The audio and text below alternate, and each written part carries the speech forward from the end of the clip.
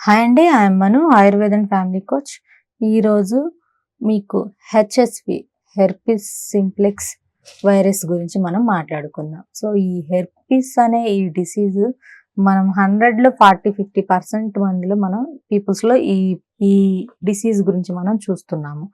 అసలు ఈ హెర్పిస్ ఎందుకు వస్తుంది అండ్ ఈ హెర్పిస్ వస్తే ఎటువంటి సిమ్టమ్స్ ఉంటాయి, మరి దీనిని మనం పూర్తిగా క్యూర్ చేసుకోగలమా, ఇది భయంకరమైన వ్యాధ అని కొంతమందికి చాలా చాలా డౌట్స్ అనేది ఉన్నాయి.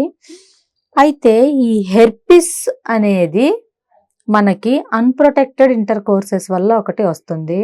అంటే నెంబర్ ఆఫ్ పీపుల్స్తో మనకి ఎవరికైతే సెక్షువల్ కాంటాక్ట్స్ ఉంటాయో వాళ్ళకి ఈ హెర్పిస్ డిసీజ్ వచ్చే ఛాన్స్ అనేది ఉంది ఒకటి. అండ్ సెకండ్ వన్ వచ్చేసి ఓరల్ సెక్స్ చేసినా ఇది వచ్చే ఛాన్స్ అనేది ఉంటుంది. అండ్ కొన్ని కేసెస్లో మాత్రం ఏదైనా సంథింగ్ అంటే పొల్యూటెడ్ ఫుడ్, వాటర్ ద్వారా రేర్గా ఉంటుంది. ఇది ఎక్కువగా వచ్చేది వీటి వల్లనే. Unprotected intercourses, vaginal fluids, rectal fluids, semen, oral fluids, వీటి ద్వారా ఈ హెర్పిస్ వచ్చే ఛాన్స్ అనేది ఉంది. అయితే అసలు ఈ హెర్పిస్ ఎన్ని రకాలని మనం మాట్లాడుకుంటే ఈ 2 రకాలుగా డివైడ్ అయి ఉంటుంది. ఒకటి మౌత్ హెర్పిస్, అంటే నోట్లో మాత్రమే ఉంటుంది. ఇంకొకటి జెనిటల్ హెర్పిస్, అంటే వీళ్ళకి ప్రైవేట్ పార్ట్ దగ్గర, అంటే పాస్ పోసుకునే భాగంలో ఇది అనేది ఉంటుంది. సో మౌత్ దగ్గర ఎటువంటి ఇన్ఫెక్షన్ ఉంటుంది అని మనం మాట్లాడుకుంటే అండి, ఈ లిప్స్ ఉంటాయి కదా, ఈ పెదాల చుట్టూ పొక్కుల్లాగా, నీటి పొక్కుల్లాగా లేస్తూ ఉంటాయి ఒకటి. అండ్ కొంతమందికి నాలుక చుట్టూరు, దవడల చుట్టూరు కూడా ఉంటాయి ఒకటి. అండ్ కొంతమందికి చూసుకుంటే ఇక్కడ గొంతు మొత్తం కూడా ఇన్ఫెక్షన్ అయిపోయి వీళ్ళకి ఏదైనా ఫుడ్ తీసుకునేటప్పుడు, మింగేటప్పుడు ఇబ్బందికరంగా ఉండడం, మింగడానికి నొప్పిగా ఉండడం, ఇలా ఉంటుంది. ఇదొకటి.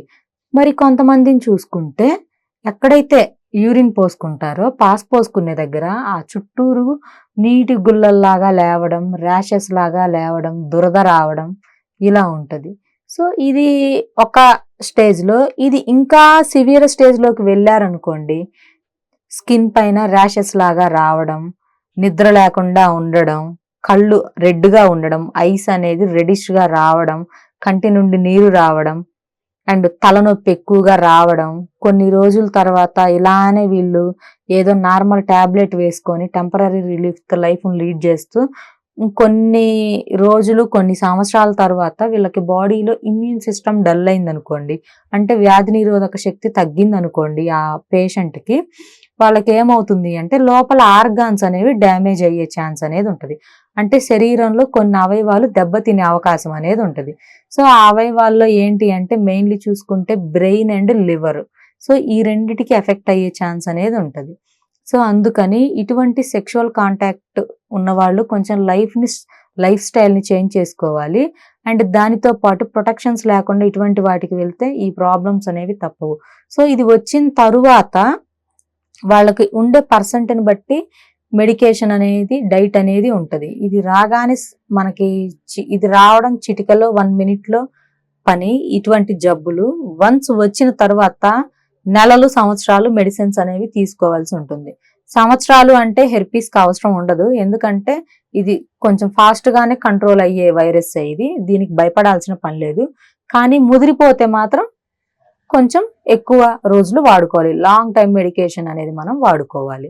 సో అందుకని కొంచెం జాగ్రత్తగా ఉండండి. భయపడవలసిన పని అయితే లేదు, కానీ సివియర్ అయ్యే వరకు ఉండకూడదు. వన్స్ మీకు ఈ రియాక్షన్స్, ఈ సిమ్టమ్స్ అనిపిస్తే మీరు డాక్టర్ని అప్రోచ్ అయ్యి మంచి మెడికేషన్ తీసుకుంటే దీన్ని క్యూర్ చేసుకోవచ్చు. దీని గురించి మరింత ఇన్ఫర్మేషన్ కావాలి అంటే నా నెంబర్ స్క్రీన్ మీద స్క్రోల్ అవుతుంది, కాల్ చేసి అపాయింట్మెంట్ తీసుకోవచ్చు. రాగలిగిన వాళ్ళైతే డైరెక్ట్ హైదరాబాద్ సనత్ నగర్లో క్లినిక్ ఉంది, వచ్చి కన్సల్ట్ అవ్వండి. లేదు అనంటే ఆన్లైన్ కన్సల్టేషన్ కూడా మీకు అవైలబుల్గా ఉంది. Thank you.